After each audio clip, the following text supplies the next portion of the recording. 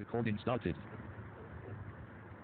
Well, hello, good morning, everyone. We are back again, and mm, we will take up the story now. So,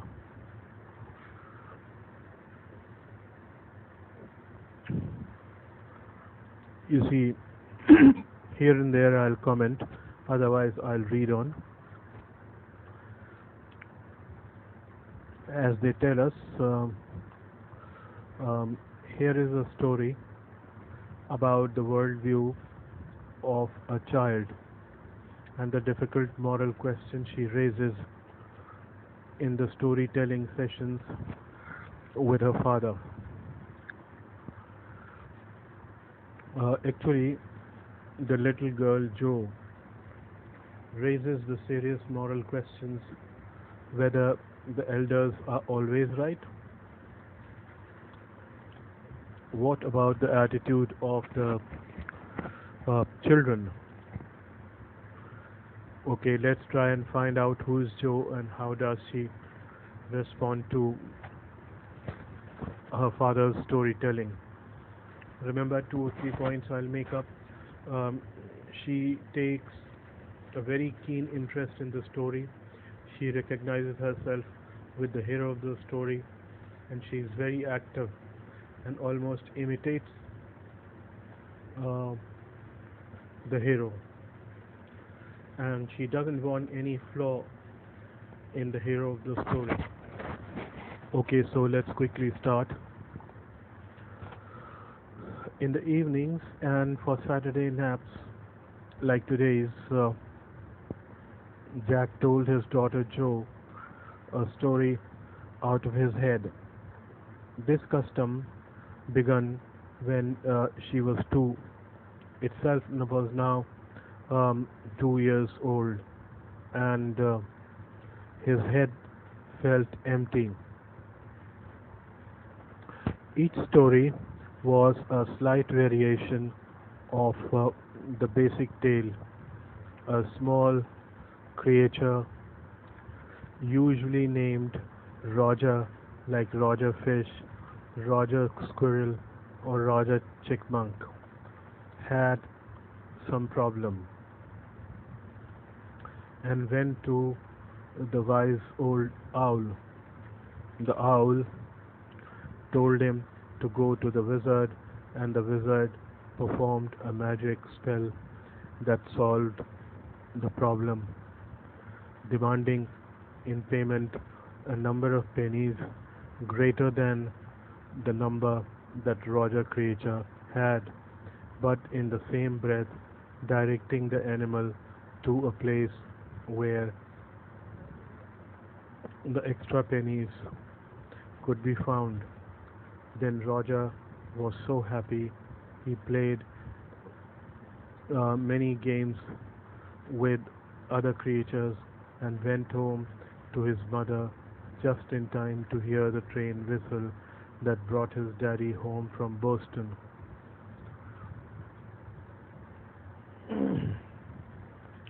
Jack described their supper, and the story was over. Working his way through this scheme was especially fatiguing on Saturday because Joe never fell asleep in naps anymore, and knowing this made the right uh, seem futile. Right, R-I-T, right, that is a ritual.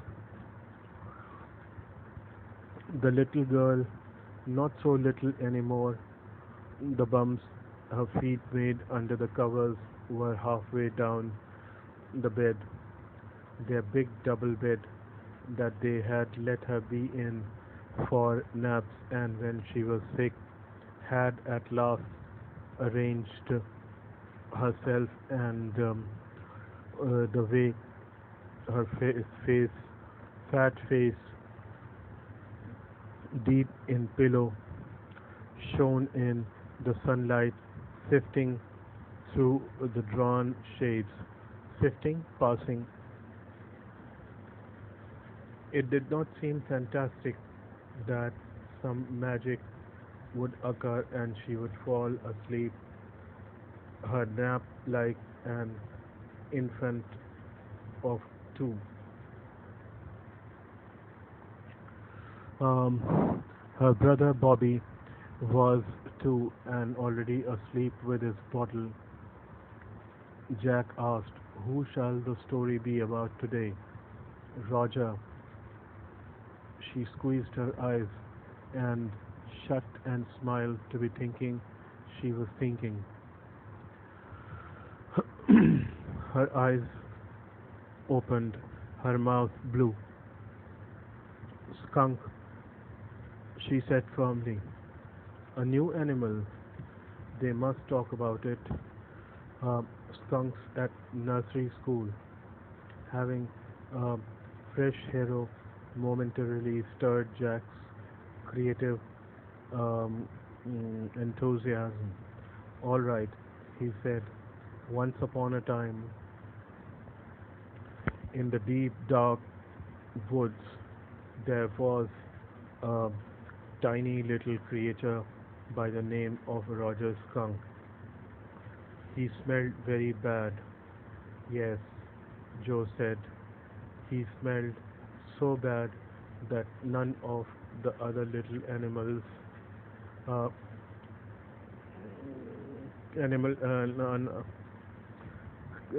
woodland creatures played with him."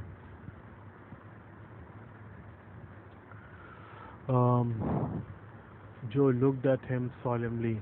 Now already, Joe is identifying herself with the hero of the story, and because the hero has a flaw that is bad smell, so she looks solemnly at the father. She hadn't foreseen this. Whenever he would go out to play, Jack continued with zest, remembering certain humiliations of his own childhood. So, Jack, in a way, was reminded of certain humiliations of his own childhood. All of the other tiny animals would cry, "Ooh, oh, here comes the Roger Stinky Skunk," and they would run away, and Roger Skunk would stand there alone, and two little round tears would fall uh, from his eyes. They, the corners of Joe's mouth dropped down, and her lower lip bent forward as he traced um, with a finger along along the side of her nose, the course of one of Roger Skunk's tears. Just a minute. Stop button.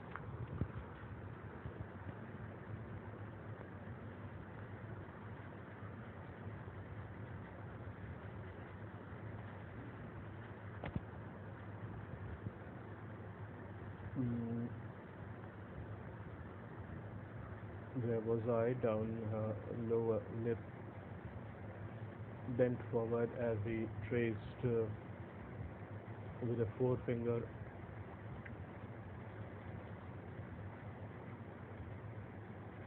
Yes. Uh, won't he see the owl? She asked in a high and faintly roughened voice.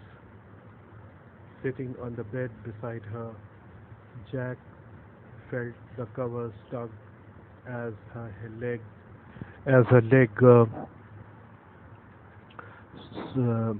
twisted tensely. He was pleased with this moment. He was telling her something true, something she must know, and had no wish to hurry on. but downstairs chairs scraped, and he realized he must get down to help Claire paint the living room woodwork. So, you see, Joe is already getting impatient, and moreover, um, as I said, she identifies herself with the hero. And moreover, here, remember, owl in Western culture is a symbol of wisdom, and it's considered to be auspicious, Mubarak. Whereas in our culture, owl is a symbol of, as you know, uh, silliness. उल्लू हम यूँ ही कहते हैं कि भाई उल्लू बना रहे हो, और उल्लू को मनहूस भी जाना जाता है, लेकिन इसका रिवर्स है वेस्टर्न कल्चर में. Well, he walked along very sadly and came to a very big tree. In the tip top of the tree was an enormous wise old owl. Good. Uh, so you see, notice Joe's excitement. Mr. Owl, Roger Skunk said, all the other little animals run away from me because I smell so bad. So you do, the owl said. Very, very bad. What can I do? Roger Skunk said, and he cried very hard. The wizard, the wizard, Joe shouted, and sat right up, and little golden book spilled from the bed. Now, Joe, Daddy's telling you the story. Do you want to tell Daddy a story? No, you, me. Then lie down and be sleepy. Her head relapsed onto the pillow, and she said, out of your head. Well, the owl thought and thought. At last, he said, why don't you go to see the wizard? Daddy, what? Are magic spells real? This was a new phase. Just this last month, a reality phase, when he told her spider eat bugs. She turned to her mother and asked, do they really? And when Claire told her God was in the sky and all around them, she turned to her father and insisted with a sly yet eager smile, is he really? They are real in stories, was Jack's answer curtly. Um, she had made him miss a beat in the narrative. So notice one thing, that Jo has somewhat grown up, and she's raising um, questions involving common sense, whether um, the magic is something real. And in order to satisfy her, Jack tells her that it's real in the story. The owl said, go through the dark woods under the apple tree into the swamp over the creek. What is a creek? A little river. Over the creek, and there will be the wizard's house. And that's the way Roger Skunk went, and pretty soon he came to a little white house, and he rapped on the door. Jack rapped on the windowsill and under the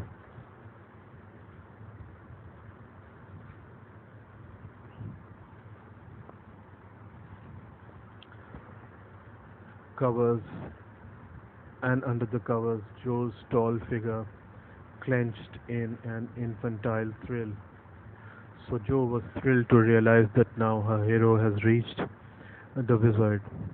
And then a tiny little old man came out with a long white beard and a pointed blue hat and said, "Oh, um, what is this? What do you want? You smell awful." The wizard's voice was one of Jack's own favorite effects. He did it by scrunching up his face and somehow whining through his eyes, which felt for the interval roomy. He felt being an old man suited him. "I know it," Roger Skunk said, "and all the little animals run away from me." The enormous wise owl said, "You could help me." "Eh, well, maybe. Come on in. Don't get too close." Now, inside Joe, there were all these magic things all jumbled up together in a big dusty heap because the wizard did not have a cleaning lady. Why? Why? Because he was a wizard and was an old man. Will he die? No, wizards don't die. Again, a commonsensical question. Will he die? He was an old man. And Jack says, no, wizards don't die. Well, he rummaged around and found an old stick called a magic wand and asked Roger Skunk what he wanted to smell like. Roger thought and thought and said roses. Yes, good, Joe said smugly. Uh, Jack fixed her with a trance-like gaze, and so again Joe was excited to notice that her hero would now smell of Rear camera, radio button, ticked, disabled. roses. So he chanted in the wizard's elderly, um, irritable voice, "Abracadabra, Rokuspoo, Roger Skunk, how do you do? Roses, roses, pull an ear. Roger Skunk, you never fear. Bingo!" He paused as a rapt expression widened out from his fingers, from his daughter's nostrils, forcing her eyebrows up and her lower lip down in a wide, noiseless grin, an expression in which Jack was startled to recognize his face, feigning pleasure at cocktail parties, and all of a sudden he whispered, the whole inside of Wizard's house was full of smell of roses. Roses. Roger Fish cried, and the wizard said, very cranky, "That'll be 7 pennies, Daddy." "What?" "Roger Skunk." "You said Roger Fish." "Yes, Roger Skunk." "You said Roger Fish. Wasn't that silly?" "Very silly of your um, stupid old daddy." "Where was I?" "Well, you know about the pennies." "Say it." "Okay," Roger Skunk said, "but all I have is 4 pennies," and he began to cry. Joe made the crying face again, but this time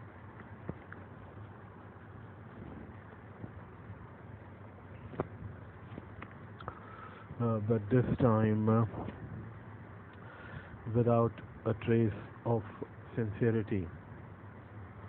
Uh, this annoyed Jack. Downstairs, some more furnitures rumbled. Claire shouldn't move heavy things. She was 6 months pregnant.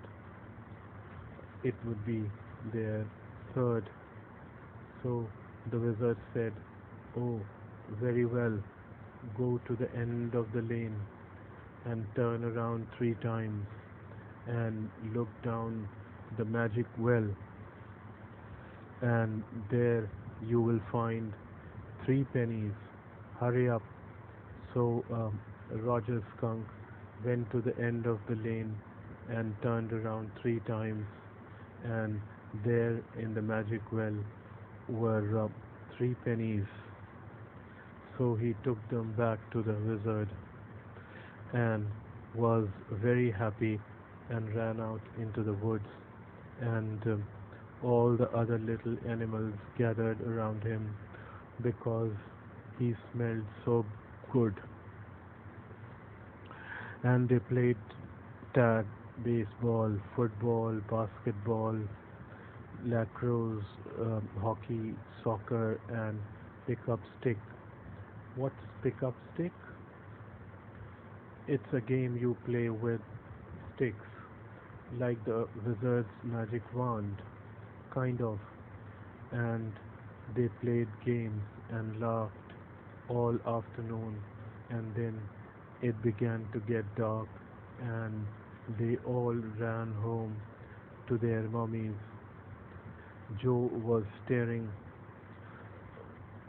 um, starting to fuss with her hands and look out of the window at the crack of day that um, showed under the shade. She thought the story was all over. Jack didn't like women when they took things for granted. He liked them apprehensive, hanging on his words. Now, Joe, are you listening? Yes, because this is a very interesting story.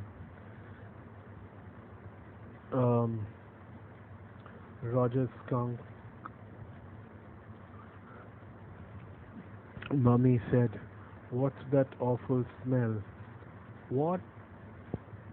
Joe was surprised, like anything, because she couldn't digest, couldn't really tolerate it. So we can do 1 or 2 paragraphs more. And Roger Skunk said, "You see, in this section will tell us what possible plot of line, what possible plot line could the story continue with." Okay. And Roger Skunk said, "It's me, Mommy. I smell like roses." And she said, "Who made you smell like that?" And he said, "The wizard." And she said, "Well, out of all the nerves, you come with me, and we are going right back to the very awful wizard." Joe sat up, her hand dabbling in the air with genuine fright. "But Daddy," then he said, "about the little animals run away." Her hands skittered off into the underbrush. "All right," he said, "but Mummy, all the other little animals run away." And she said, "I don't care. You smell like a little skunk should have, and I'm going to take you right back to that wizard." And she took an umbrella and went back with Roger Skunk,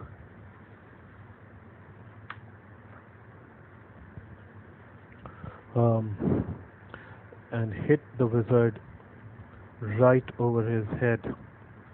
"No," Joe said, and put her hand out to touch his lip, yet even in her agitation, she did not quite stop the source of truth. Inspiration came to her. Then the wizard hit over the head of the over the head and did not change that little skunk back. So you see, Jo in fact identifies herself with a hero, and she doesn't want that he should get back the bad smell again, because obviously the other little animals will not play with them. She was just a child. But actually, it was a question of identity. The bad smell of the skunk was her identity, and the mother, being mature, understood it very well, and she wanted a skunk to be like a skunk. You see, if we, for example, uh, get feathers somehow, और अगर हमारे निकल आए तो हम उड़ने लगेंगे, हमें अच्छा लगेगा थोड़ी देर के लिए, लेकिन जो दूसरे ह्यूमन बींग्स हैं वो हमें एक्सेप्ट नहीं करेंगे, वो उन्हें ऐसा लगेगा जैसे कि हम कोई दूसरी क्रिएचर हैं. So this fact, Joe could not comprehend being a small little child, whereas the mother, being mature, wanted the small skunk to be like all other skunks. You see, so Joe was unable to understand it, and that is why she was disturbed. That is why she wanted that uh, um, the mummy should be hit by the wizard and not the wizard by the mummy. So you see, the story continues. No, he said. The wizard said, okay, and the Roger skunk did not smell of roses anymore. He smelled very bad again. But the other little oh, John, it's Daddy's story. Should Daddy not tell you any more stories? Her broad face looked at him through the sifted light, astounded. This is what happened then.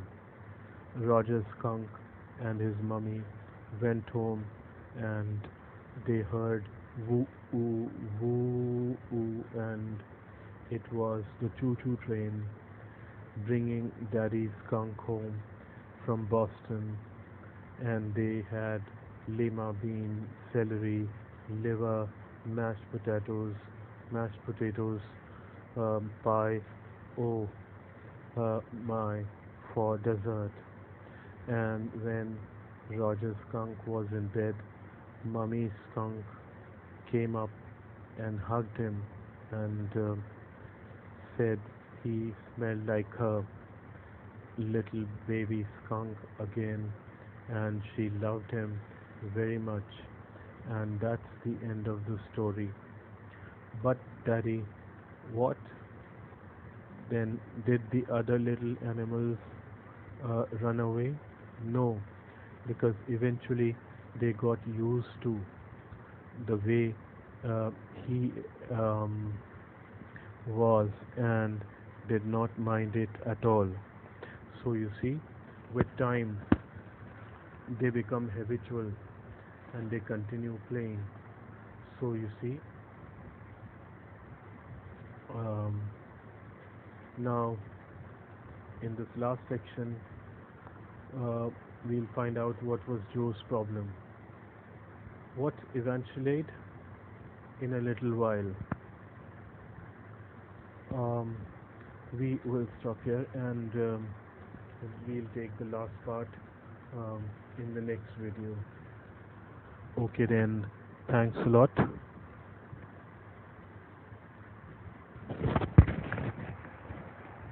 Stop button.